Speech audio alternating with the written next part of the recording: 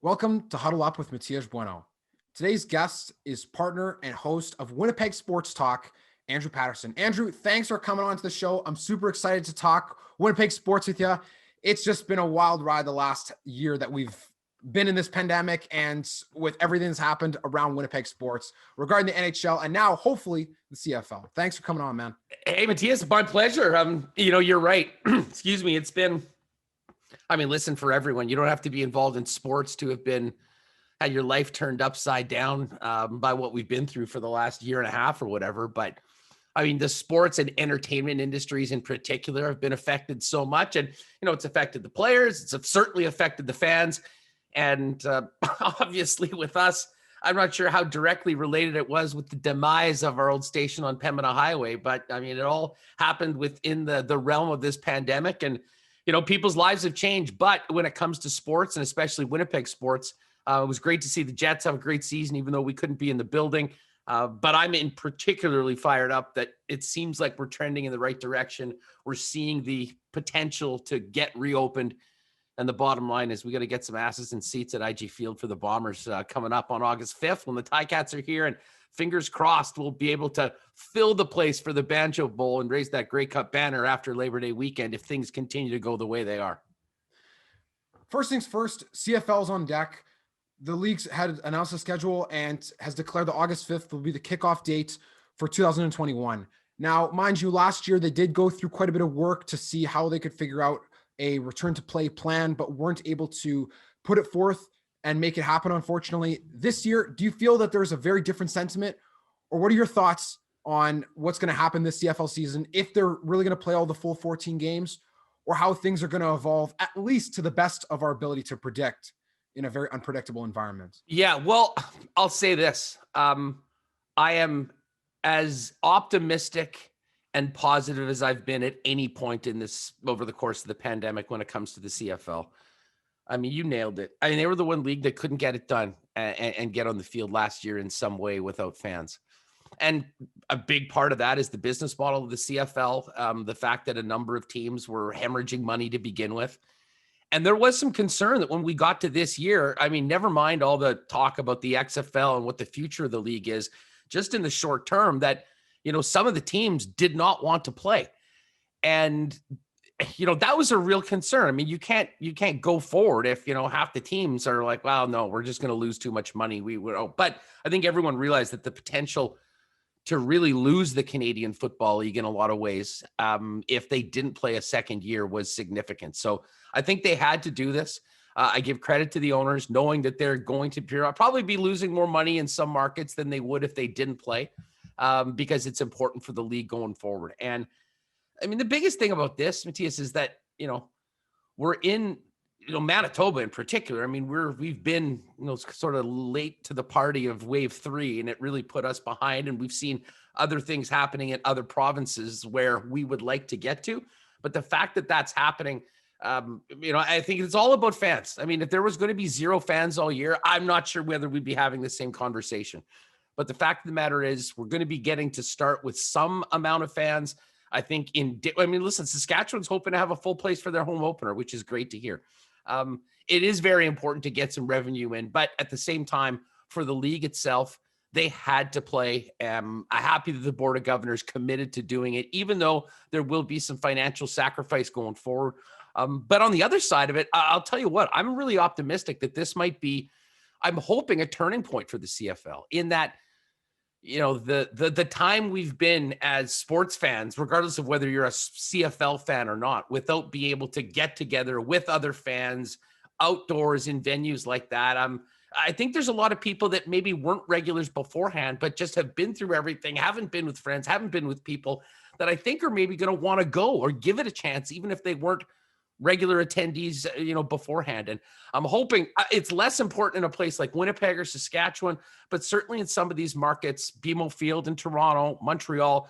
If they can introduce a new group of fans that, have been locked up for 18 months and, maybe turn those people into fans. That's, I think, what I'm hoping to see in some of these other markets, because I think there'll be a real genuine sense of excitement, just that there are large gatherings and there are games going on that people can go to. And I'm really hoping that this can be the start of a real rebound for the Canadian Football League beginning on August 5th when the Bombers and Ticats play here in the Peg. And throwing it back to the last time the CFL had financial troubles during the US expansion in the 94-95 seasons, the CFL was in a similar situation where they were unsure as to what was going to happen with the financial lifeblood of this league and having to rely on random scattered American franchises in just such weird places. Like you'd think that they're going to expand into America. I've had this conversation with my dad many times. Expand to teams and cities across the border that are close, can create rivalries. They're not going to get an NFL team, but Shreveport, Louisiana, like I'm not sure if some CFL fans could even label that on a map, the inverse of Americans not knowing where some of the places are in the CFL, but that's really what happened. And then we all know the infamous story of the bar singer from Las Vegas who didn't know the lyrics to the Canadian national anthem. Like the CFL can't have that happen again. But at the same time, I think you're right. This will be a huge turning point because I can just envision Bombers fans probably just in tears at the opening kickoff against Hamilton. Like, listen, if we get to the point on or whatever the 4-3-2-1 great summer reopening plan that has those Canada Day, August long weekend, Labor Day as the thresholds, if we get to whatever the vaccination numbers are, the 100% would be Labor Day.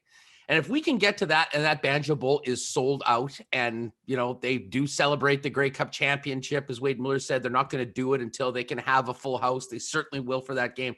You're absolutely right. It'll be the biggest moment in the history of IG Field, without a doubt. It'll be a seminal moment, I think, for a lot of people just, in their lives. They will remember going through the pandemic and coming back to a sold out Bomber game, that atmosphere. And I think it'll be fantastic for the league and for the team. Fingers crossed, though, as we can get there. I mean, you asked about my level of confidence. I mean, like with all this stuff, I mean, I don't know. I'm not a doctor. I'm like everyone else. We just follow. But I mean, the trends are going in a great direction. We're seeing it happen in other places. I don't think there's any reason that, we can't follow those same guidelines and same path. And the bottom line is it seems like our vaccine uptake's been really good. That's going to be the key. That's going to be what gets us out of this. So if that's the case, I'm pretty bullish on it. And man, it'll be great to be talking about, bad plays on defense and great play and just talking about football as opposed to the conversations that have been going for the last 18 months when it comes to the CFL. It's like, is there going to be a league? When are they going to play? I mean, all those things about, the situation that the owners and the league had to figure out along with the PA, all that's going to be in the rearview mirror. And we'll just be talking about a CFL season, albeit 14 games. And I'll tell you what, I can't wait. No doubt. It's going to be, I think, one of the most exciting CFL seasons of all time because there's just this great sense of gratitude that will be felt by everybody. And there will be no other feeling than the excitement and the ebbs and flows of watching a Labor Day Classic and then watching the Banjo Bowl the next week, rather than just forgetting that the CFL is supposed to be on television. I got to that point last year where people were saying, oh, I missed Labor Day so much. And I was like, wait, there's supposed to be CFL on? And it got to that point where it was just so reflexive that I had adjusted to what life was like in that moment that I forgot that there was supposed to be games on. And mind you, the last game that I was at was the last game anybody could have been at. And that was the most memorable game and the only time in my life that I've ever seen the Bombers win. And then for that to just dissipate to nothingness in 2020 was just so difficult. It was. Well, hey, we did have a pretty good banger downtown with that parade. I mean, the pictures of the Bomber Grey Cup parade in 2019 will be etched in Winnipeg lore and history forever. It was a heck of a party, and we went to the holidays great, and then everything happened. It was really unfortunate, but I know I think everyone's been spent a lot of time dwelling on what the problems have been. Now I think there's a real sense of optimism and moving forward. And yeah, we're going to have to go through a few more tough weeks until we can, get some of the things we like to do back. But a big, big part of that, certainly in this community, and I think around the country, is getting together in sporting events, and the CFL part of the fabric of the Canadian sports landscape. It is great to have it back. The country needs it back. The league needs to be back. The players, the fans, everyone needs it. And I'm hoping, as I mentioned, that, this can be the start of some real positive forward trajectory for the league, regardless of what happens potentially with the league going forward after this season. The big crowds are something that I'm sure many sports fans are itching and scratching for, maybe as much as it may sound not good or weird to say, oh, I'm so excited to see all these people in a packed house, considering what's been going on. You can't lie to me and say looking at the games in Vegas has been at least like looking inside a candy store from the outside as a kid. Like, what? Oh my goodness, all those people like getting Vegas excited. and Long Island too. Those Islander fans are just bananas. They are every game is an extra game they get to spend at, the famous Nassau County Coliseum. And yeah, man, listen, it has been tough. I mean, as a sports nerd, a sports fan, someone that, listen, when I'm in this business and I've been for a long time, but I got into it as a labor of love. And if I wasn't doing this, I'd still be going to all the games and doing the things that, I always did as a fan before. So, you have that taken away. You're pining for it. And then you see other teams in your league in the continent that, we think of as, kind of equal, same as us, that are in way different situations. So listen, the sooner the better we can get to these. I just tell people, just get the damn shot and let's get opened up and let's get back at the park and watch some football. And if not, then you're going to have to pull some strings and ask Gary to give you an extra seat next to him in the booth so you can get down to Vegas and experience that full crowd.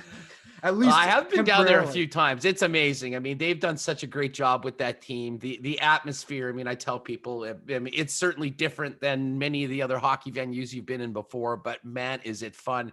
Win or lose, the crowd is awesome. The venue is great. Everything around it's spectacular. So yeah, when we do get back open and things are normal, if you do have the chance to check out a Knights game, even if it's not a Jets Knights game and you're in Sin City, check it out. It'll be quite an experience for you if you've never taken it in before. And speaking of iconic experiences for fans in sports venues down in America, your Kansas City Chiefs, I'm sure, will be rocking the house if they're full capacity this season. And I'm sure that once you got your double shot, then you're going to be flying down as fast as you can to get back to your butt back in your seat at Arrowhead Stadium to watch the Kansas City Chiefs play. How excited are you to get back to an NFL game? Like, please. Well, I cannot wait, especially down to KC. I mean, the last time I saw the Chiefs at Arrowhead was the AFC Championship game in 2018, I guess. And that was the game, the D Ford offside that robbed Mahomes of the opportunity. I mean, the game was over. God, I'm getting triggered just thinking about that game now that I think about it. But listen, I can't wait to get back to Arrowhead. I cannot wait to see the Chiefs, and I cannot wait to see the Chiefs fire up the revenge tour for what happened in the Super Bowl last year.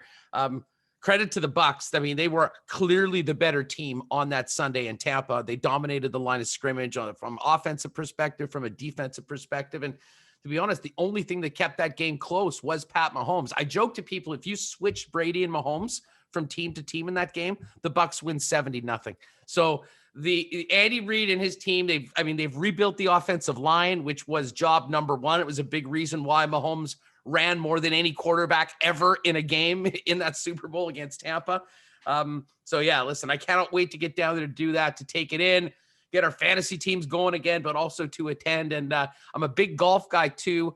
Won the lottery 2 years ago for the Ryder Cup. So I am, fingers crossed, end of September, we'll be able to take that in at Whistling Straits in Wisconsin. And that is going to be, I was lucky enough to get to the Hazeltine 2016 Ryder Cup. And it was one of those events when you've done a lot of things. I've been to 6 Super Bowls and, a ton of great World Series, great events. That was unlike anything I've ever been to before. The emotion, the excitement, the crowd, the players. So fingers crossed we'll be able to get that done. And so, yeah, I mean, as soon as there's a big green light, there will definitely be some traveling and some sporting events in my future. And I think a lot of the people listening now are saying, damn right, when can we do this? And let's get after it.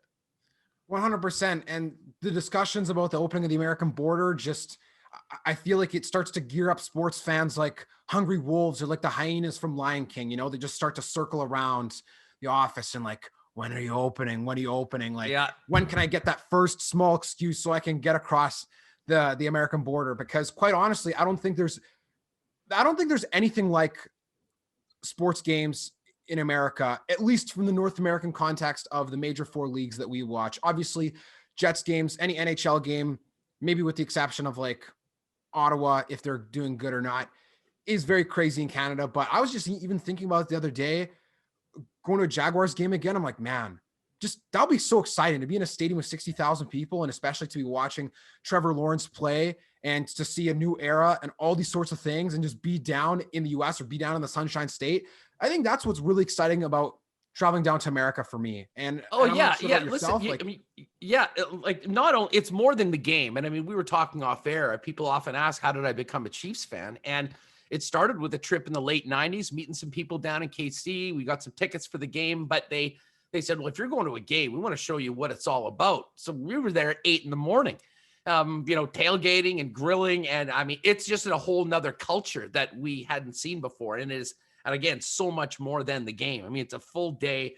There are people that go and tailgate all day that don't even go into the games. I mean, they're having that much fun. So, when you get a little bit of a taste of that, and it is something. And the great thing about it is we're seeing more and more of that here now. And I give Wade Miller a lot of credit since the move to IG Field.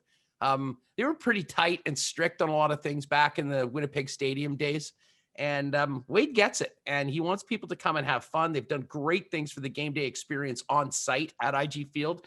And the fact that they've been more or less encouraging people to have fun in their parking spots beforehand, and do it up like they do south of the border, and kind of creating a bit of a tailgate culture here. So it's been really cool to see that grow over the last few years at IG Field. And I have a feeling there's been some people that have had 18 months to think about what they're making for game number 1. So I think it should be good. And that to me is one of the great things that could help the league so much, not just here, but in other spots. If we can get more of that event feel where people are getting together, grilling and whatnot beforehand, going to the game before, together.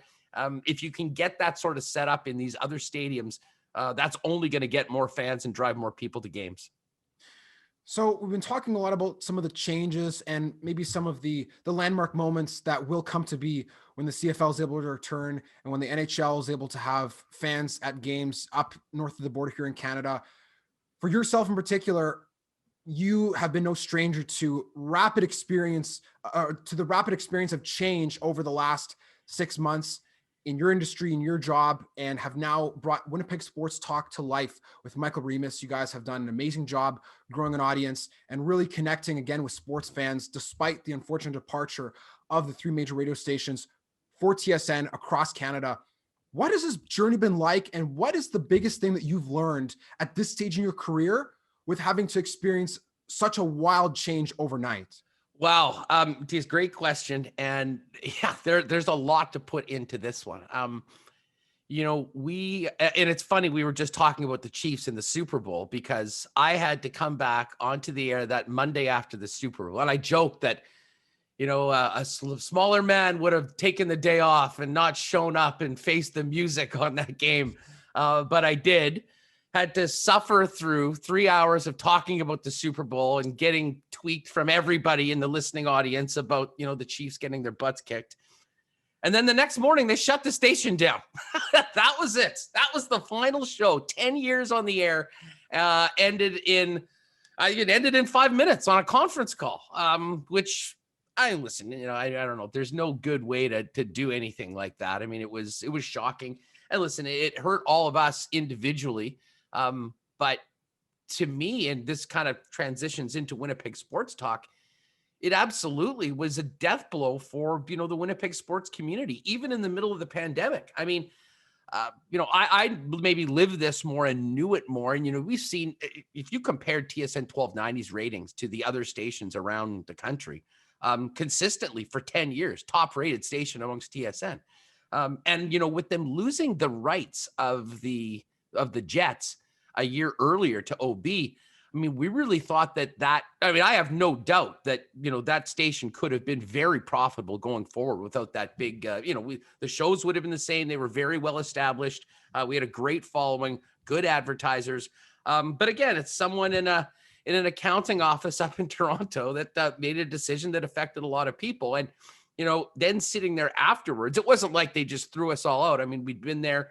There was a union, so you kind of knew that you were going to get X amount for the time you've worked there. So, we had a little bit of time to figure out what was next, but it was very clear that something needed to happen. I mean, they weren't just replacing everybody with other people and still bringing that content there in the same spot. They shut it all down. The demand, like Winnipeg didn't stop being a sports crazy city. People didn't stop wanting great Jets content and Bomber content. People didn't want to stop listening to the personalities that they had welcomed into their homes, cars, whatever, for 10 years. But that was no longer possible. And we had to figure out a way to continue to deliver that in 2021. And luckily with technology, you need to kind of know what you're doing or have someone that knows what they're doing. And that's Michael Remis most of the time. We came together and decided that we would go forward and try Winnipeg Sports Talk. And I didn't want to name it like the Hustler Show or anything like that, because I wanted it to be essentially a starting point for us to potentially grow this channel, because I know there's demand for a lot more than just a couple hours of, sports talk when it comes to the local. But, first of all, you need to see how it worked. You need to see if there's support for it. And there has been. I mean, the numbers that we've had have absolutely blown us away. I mean, our goals, for 6 months down the road, we were hitting in 1 month. I mean, we were just doing a lot of things, and people were noticing it. And I have to thank the sponsors that are with us right now. That there was a number of them that believed in this and said, we'll give you guys a shot before we'd even turn the mics on. And then as we kind of established it, a lot of other people were taking notice, and I think really wanting to support something like this that was local, done by local guys that maybe got served up a bit of a raw deal, that at the end of the day, we're putting out quality content that people wanted to hear. And it's been amazing. As far as the changes go, it's incredible. I mean, now I'm, firing up from, a studio in my place. Remis is in his basement with sort of the command center for Winnipeg Sports Talk. And we're doing it all like that because we started it in the middle of the pandemic. I mean, how things look going forward, we'd love to be able to do things on site. I'll probably mean buying some more equipment and kind of, continuing to evolve as a little company. But we're in a great position to do exactly that. What we had to do first and foremost was to let people know, if you're missing the content you used to get on TSN 1290, we're still doing it. We're delivering it in a different way. And, we had planned to do it mainly as a podcast. I was always envisioning this would just be a podcast. We'd record it and we'd plan to get it in people's inboxes around 3 or 3:30 when they normally listen to me on the way home. But Remis, who does a lot of Twitch streaming, is playing NHL and stuff like that, I think had a real good kind of knowledge of the landscape of streaming and where things go and what could be the most beneficial when it comes to, being able to get that content out in a lot of different ways and growing it. And he suggested we do it on YouTube. Basically, he goes, the podcast will be the podcast, but, we'll just record it live on YouTube. And if people want to pop in, and I honestly thought that maybe we'd have like 10 or 20 keeners that would be like, oh, we'll see what the guys are doing. But 99% of the consumption of the pod would be via podcast. I couldn't have been more wrong. The explosion of the YouTube channel, both with subs, the numbers that we've had, my God, it was crazy through the playoffs, has been overwhelming. So, we actually have now trended for the first few months in almost an equal split between 50% people downloading podcasts, 50% or more watching on the YouTube channel. And as you get more established, more people find out, that kind of grows organically. And people realize that, if they are sitting around at their desk or whatever, they can fire it up and hang with us live or just get it on the way home. So delivering the content has been, an interesting challenge, how to monetize the content and get people that were willing to support it, but make sure that it makes sense for them. So you can have long-term relationships, not going from person to person to person. And we've been really lucky with that. But at the end of the day, Matthias, much like what you're doing right now, the content is the king. You have to be putting out something that people want to listen to, want to talk about, one of those things. And we've been doing it for over 10 years. So the content has been the easiest part of things. It's been figuring out how the business is going to work, everything on the business side, and then the technical side, which Remis has done such a great job of. And, here we are just over 3 months in, really enjoying the success and getting ready for a massive kind of full year back when we can get out and connect with some of our people in person, whether it be at a Boston Pizza or at a game. I think that's going to be another big step for Winnipeg Sports Talk, just to let people know, because when people do find out we're there, they usually come in and stick around and make a point to join us daily. And that's what we like to hear. And this really reminds me of what Rod has done with his show in Regina, because for a person that cheers for teams from Winnipeg and does not cheer for teams from Saskatchewan, I still have found this very weird itch of just enjoyment whenever I'm watching his show or what him and Darren put out, the guests they have on. And when I found out more about it, I was like, what? Like, they run this show at Facebook Live and they have guests in studio and all this kind of stuff.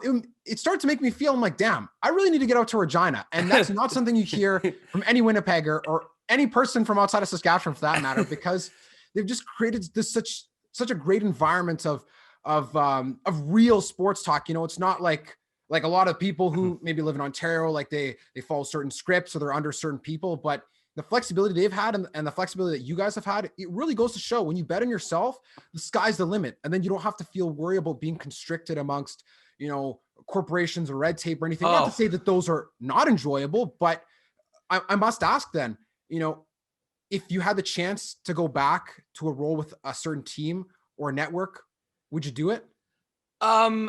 You know, hey, listen, you'd never say no, but I couldn't be happier with where I'm at right now. I mean, I've had some pretty awesome opportunities that came up outside of Winnipeg Sports Talk in the aftermath of TSN kind of shutting down.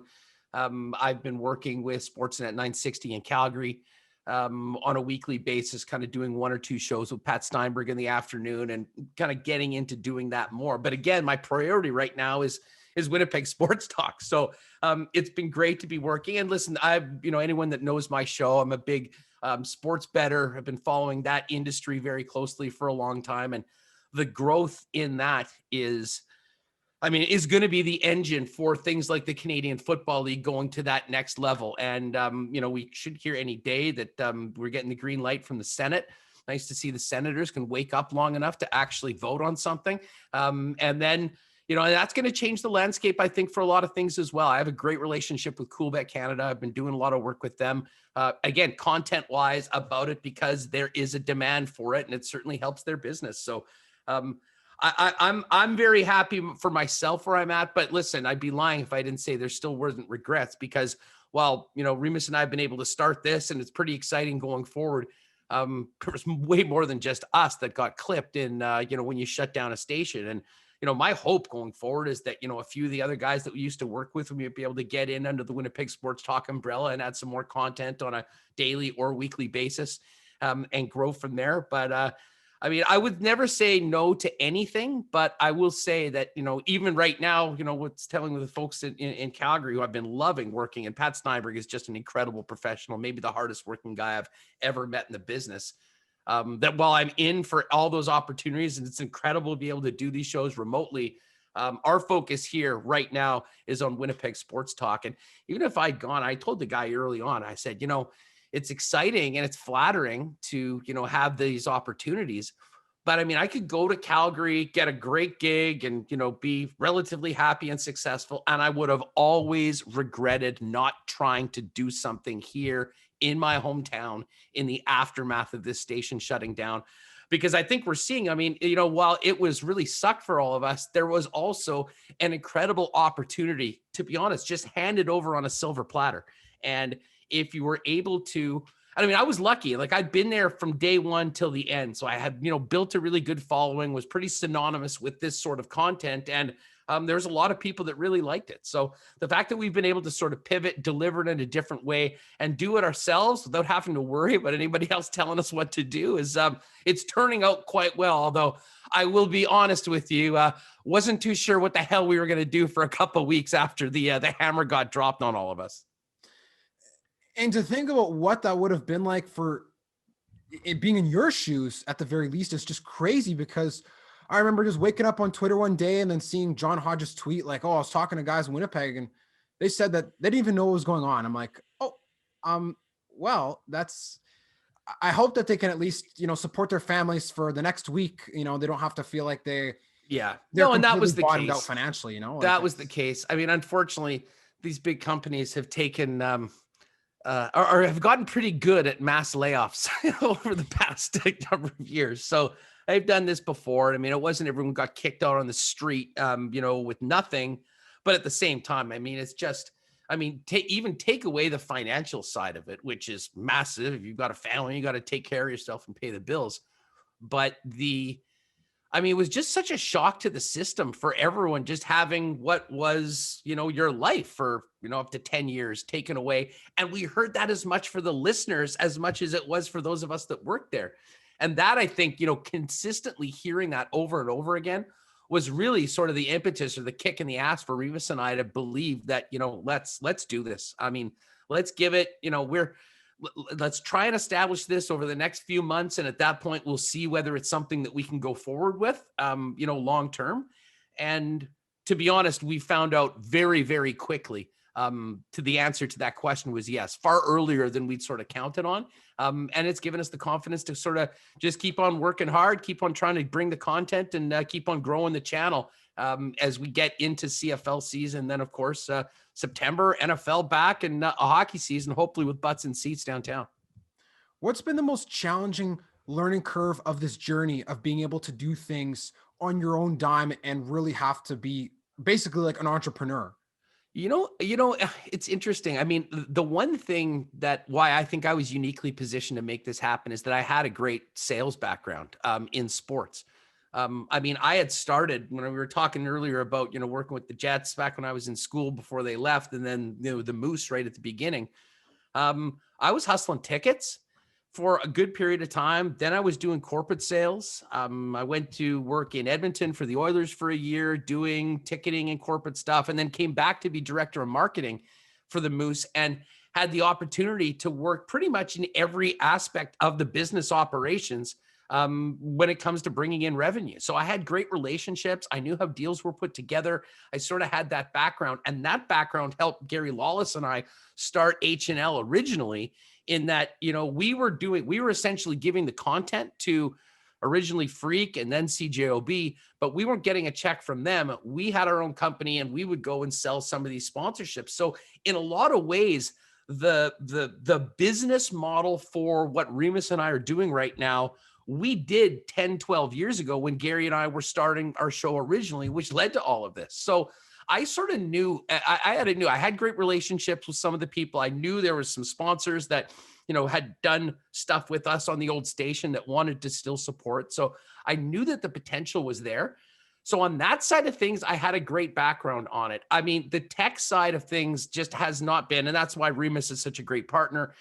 He's worked tirelessly, spent a lot of time at the University of YouTube, I think, over the last little while, making sure how does this program work and everything. But we've got it up, and now, it's the challenge of, consistently creating the content, putting guests together, developing the show on the air. And then the other side of things is, obviously building over the business side, which, I had a good background in, and, we've had so many people that have contacted us. It's been really exciting to see that grow and get to the point where we hope that we're just at the beginning of something that, can grow significantly. And who knows what Winnipeg sports talk as a whole looks like in a year or two from now, because I think that we've had a great start, and we're showing right now with the following that we have and the support we've had from both listeners, viewers, and sponsors. This is something that can really be prosperous going forward. And I think fill a hole and, kind of in some ways just pivot from what we used to get on the AM dial to podcasting, YouTube. And I'll tell you what, there's a lot of people that love this format a lot better than they did, listening to a segment and then 4 minutes of ads and then traffic and weather and all that stuff. They know what they're getting when they come to WST every day. And I honestly agree that will become a more popular medium over time. Not to say that radio will cease to exist, because it's always going to exist in some form or another. But you talk about Twitch streaming, and even when I hear something like that, I'm like, well, I don't play video games, or modern video games for that matter, and Twitch stream or any of that stuff. But if that's what the people want, then that's what the people need to get. And people are going to be out there finding a way to get it to those consumers that want to listen and consume the content that they're looking for through Twitch, through these other mediums. And I used to think too, podcast is so oversaturated, and who's going to listen, and And like Joe Rogan already exists, so forget about it. But that's not really a good way of thinking about it, because there's always going to be some sort of niche. And as long as you're enjoying what you're doing, and as long as you're able to also survive at this point in your life, you need to survive financially, like Yeah. to support yourself physiologically, but you're doing it on your own dime, and betting on yourself, I think is a way that really helps you to grow. Because it seems difficult at first, and you're like, how am I going to support myself? I need to reach out for help. Oh, yeah. Who are my resources? But then once you start to put it together, you're like, this is actually a lot better than I thought it would be if I just was a plug and play in a big machine, you know? Yeah. And it's so rewarding too, in that, I mean, I'm not speaking about anything personally or anything with bosses. I mean, we had pretty good support from the people within our station. You know, the demise of everything was a number of levels up. But it is cool to be able to, as you said, bet on yourself, to know that, you're going to reap the benefits of your work. But also the buck stops with you, and there's some pressure that goes into it. But tell you what, when you get that, when you hit those first milestones, or you see the plan sort of coming together, it's incredibly rewarding, and it's motivating going forward, that that you're onto something, and that this can be something going forward. And as far as podcasting goes, and I get this question all the time, because unfortunately, I mean, let's face it, sports, working in sports is, something that we all love to do it. I mean, everyone, for the most part, it's one of those sort of dream gigs in a lot of ways, regardless of your role, whether you're working in ticketing or you're a trainer or something. There's people that love sports and just want that to be their industry. And at times that's made it more difficult to get into it, because there's so many people. Like, how do you differentiate from this guy to this guy? I mean, it depends on the job, of course, but when it comes to media right now, there's so few opportunities. We're seeing stations close. In some ways you really do sort of have to create your own thing. And like what you're doing here, it's awesome in that, you get experience talking to a ton of people, and you get reps, continue to make yourself better. And you know what, when an opportunity comes down the road, you've got all this content you can put together and say, oh, this is my interview with us. This is James Duff. These are the things that I've done.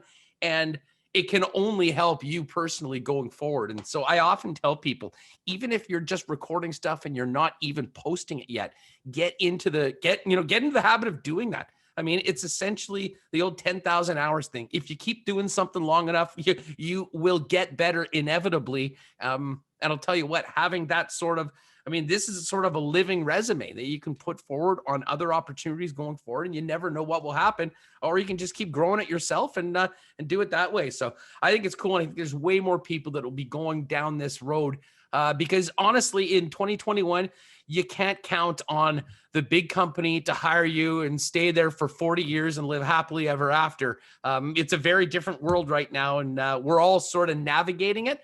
But there's a lot of potential in what you can do on your own right now, whether that leads you to working for somebody or growing something yourself.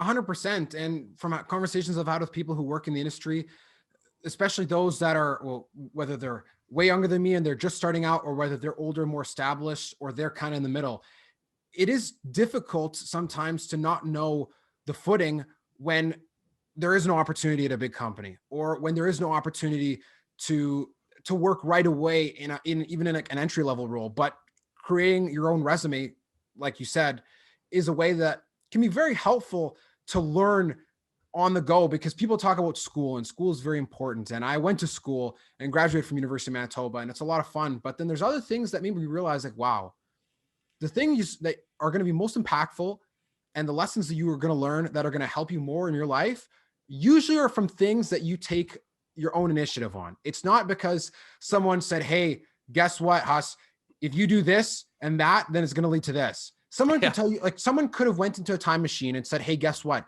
TSN 1290 is going to fold overnight, and you're going to need to find a way to rebound and pivot to something that's still going to provide great content for Winnipeg sports fans. They're going to be like, well, what are you talking about, man? Like, it's a radio station. Like, we're in a union, blah, blah, blah. And then all of a sudden, boom, it happens. But you're not going to learn and realize that until you actually have to do it yourself. And that's the biggest thing that I've learned from doing stuff on your own, is that you really do have to bet on yourself. Because if COVID has taught people anything, is that no job is secure and safe, and it can go belly up overnight. Yeah. Oh, dude, I 100%.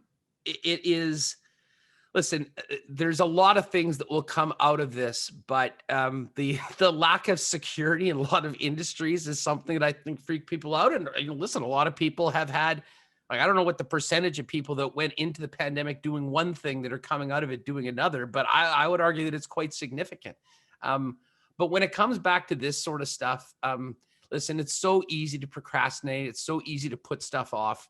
But you really just need to go out and do it. And there's no guarantees on anything, but there is a guarantee that nothing happens if you don't do anything. So, whether it's starting anything yourself or following up and working to try to build something slowly while you're doing something else, there's all sorts of opportunity at the same time, just with technology, with the ability to do stuff.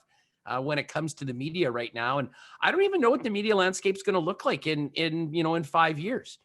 Like, are the other TSN stations still going? I mean, the Toronto one is sort of connected to the television and they've sort of kept it that way. But, do we have sports radio as we know it today in Canada in 5 years? I'm not sure that we do. The content will be there. The discussions will continue to be going, but it wouldn't surprise me if what Rod Paterson's doing in Regina, what we're doing in Winnipeg, isn't replicated in a number of other markets. I mean, we're seeing it right now. I mean, Vancouver was the craziest thing. I have to go down this whole TSN shutdown thing again, but the Winnipeg and Vancouver stations were the two most successful stations. Edmonton did quite well as well. They didn't have rights. And they shut them both down. And I mean, our show in the afternoon for 10 years was, just part of people's day. Matt Sakaris and Blake Price, same thing in BC. And it's cool. I mean, they've kind of launched, they kind of took a little longer and worked with the company in the meantime to launch the Sakaris and Price. They've got a studio and they're doing the live show every single day. And, they've got, I'm not sure whether they're generally doing it on an app. That's the one thing we would like to do, is take it to an app that if people want to listen live in their car, they can do that as well before the pod comes out. But anyways, we're seeing a lot of the people that were prominent roles just pivot and do what we're doing right now. And I'm really not too sure whether we don't see way more of that, or almost some sort of like a national network of connected things throughout the country of individuals doing things for their local markets and then coming in together to talk about national stuff. It's exciting. Yeah, it's really just such an interesting way that the industry is evolving, because you mentioned what Rod's doing, what you guys are doing. And once these shows start to take a life of their own that aren't under certain umbrellas, I think people are starting to realize, like, wow, there is a lot more potential and flexibility, especially with the people in Vancouver. Like, when I worked at a golf course in Langley, every morning, what were guys listening to?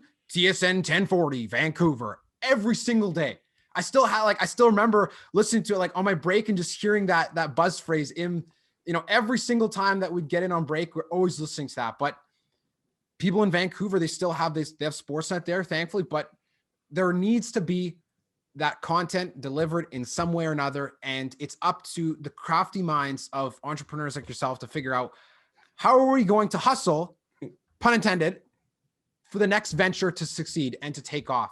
So that is a very important theme of today's episode. And before we wrap up, I want to ask a few questions, maybe trivia, have some fun before we part on today's episode, because it's been such a blast. And I want to make sure we can end on a sporadic note, so to speak. Fire away. Okay. What is the best Chiefs game that you've ever been to in real life besides the first one you went to? Oh, wow. That is a tough one. You know what? I would say 2 years ago, or maybe 3 years ago now, Sunday Night Football, Arrowhead, an absolute beatdown of the Denver Broncos. And what was so memorable about that game, because there's been some great ones, was 370-pound defensive tackle Don Terry Poe throwing up the free throw touchdown pass. They were really rubbing it in. I mean, listen, some of my favorite games, the biggest games, have unfortunately ended in heartbreak. I went to the playoff game back in 2003, I want to say, the infamous no punt game, first playoff game where there was never a single punt in the game. And Peyton Manning was incredible in that game. Dante Hall ran back a touchdown and ended up, I believe, 38-31. Really, the turning point in the game was a non-call on a Tony Gonzalez pass interference that should have been called, but it was basically a tennis match, just serves. Everyone was holding serve, scoring a touchdown every time they went. That was incredible. And, I did go to the AFC Championship game, Mahomes versus Brady, when it should have been over, and D Ford went offside, gave the GOAT another chance to get it done, and he burned us. But those certainly stand out. And actually the one non-Chiefs game that does stand out, give a shout out to my buddy Darren, who ended up getting tickets to Denver for the Patriots Broncos AFC Championship game, Brady versus Manning. And of course, Peyton won that game, and he and his noodle arms somehow got it done against the Panthers in the Super Bowl, and San Francisco was there for that as well. So those are a few of the games. But as far as the Chiefs games, there's been many of them. That play romping all over the Broncos, which, by the way, is 11 straight now for Kansas City over Denver for any of you Denver fans. And it's probably going to be 13 at the end of this season as well. The rivalry in the AFC West is just absolutely fantastic because they're all just, the games are always so tight. Like, even people make fun of the Chargers for having no fans, or the Raiders or whatever, but they always find some sort of way to make it interesting. Even if the Chiefs sweep the division, or even if the Chargers go winless in the division, they always have some sort of super weird, exciting game, that goes right down to the wire. Oh, for sure. For sure. That division's incredible. I mean, you've got these long-standing rivalries. And the Broncos, have had this great defense. You don't really know what the quarterback situation is. The Raiders, the Raiders are just are always in some sort of turbulent mess.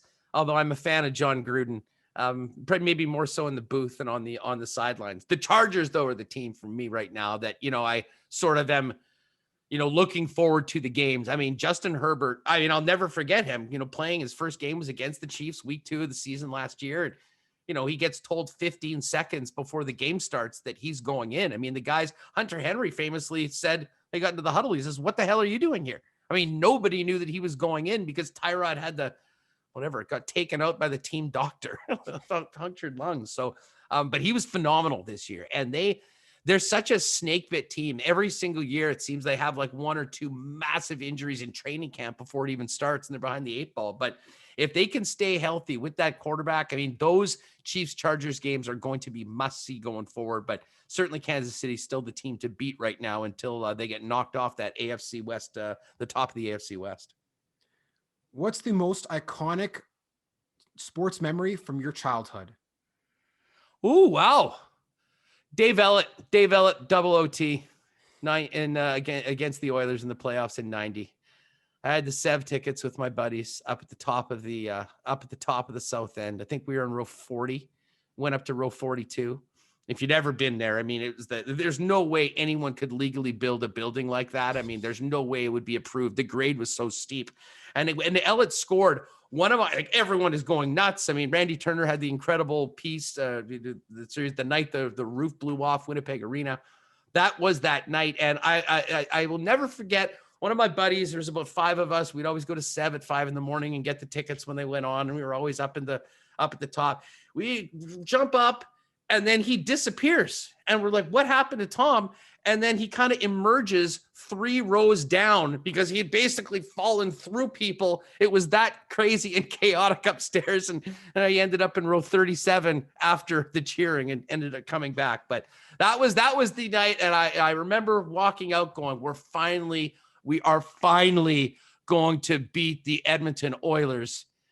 And then we know how it ended with 3 straight losses, which is why, despite the disappointment of the loss to Montreal in round 2, there is something very sweet to longtime Winnipeggers and long-suffering Jet fans about sweeping the Edmonton Oilers in the playoffs the way the team did this year.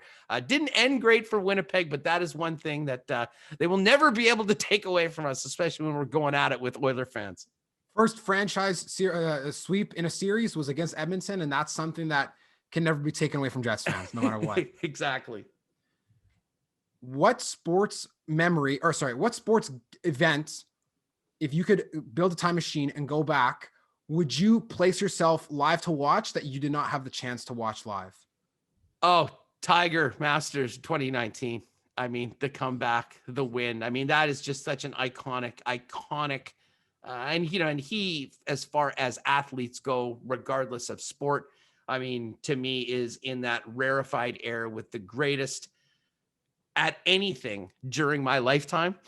And the way he won that green jacket in 2019 is something that, I mean, we will always, always remember. And, even the pictures, you get fired up, you see the scenes on the greens afterwards, and, everything that Tiger had been through personally, as well as, health wise to get to that point.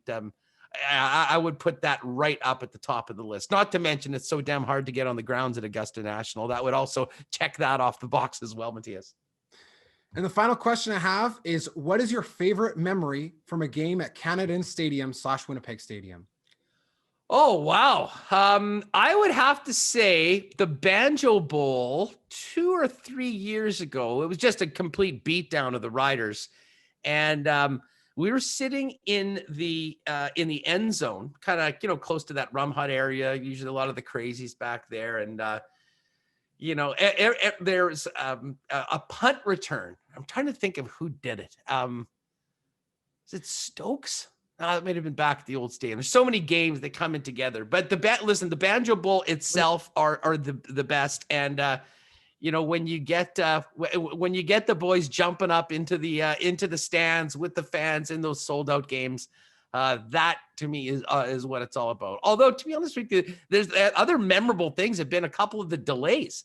I mean, the Milt Stegall night against Montreal, where the game didn't start till 10 o'clock, and the Edmonton game. Hamilton, right? I mean, was it against yeah, Hamilton, okay, yeah, that's right. 1 in the morning or something, yeah. But yeah, like a couple of those memorable nights where you're sitting around. I mean, I guess one time they put the Blue Jays game up on the screen. We just sat there for 2 hours watching the Jays, waiting for the game to start. And it was weird. Like, it was nice outside, but they couldn't start because there was lightning around it. But honestly, I mean, my favorite things about, just to go back to kind of finish up with the full circle to the environment of a game day and it being so much more.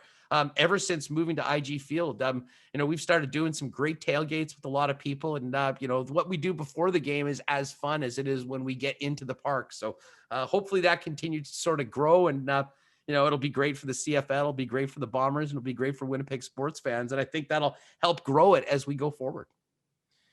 Well, with that, Andrew, that's the conclusion of our episode today. I want to thank you for having been on. It was super, super fun to talk all things sports, especially around Winnipeg, and just the evolving landscape of sports media and what you guys have been able to do, you and Mike, and what will continue to be of Winnipeg Sports Talk is fantastic. I'm super excited to see now that Winnipeg can finally have the rival to the Rod Paterson show of who's the best in Western Canada for delivering that real sports content that we want to see every day. But again, that's what makes the content the best. The fact that it's always such an even punch back and forth. It's been super, super awesome. Well, hey, dude, I appreciate you having me and for the kind words. And listen, I'm a big fan. Rod's a buddy, and it's kind of working out great. I mean, he goes 11-1. Lots of our people are watching him before we go live. And then a lot of people finish their show and come over and join us at 1 o'clock on YouTube. So whether you're checking out the podcast every day or popping in on the YouTube channel, it's all there at Winnipeg Sports Talk. And appreciate your support and everyone else listening. Well, thank you for listening to today's episode with host and partner of Winnipeg Sports Talk, Andrew Paterson.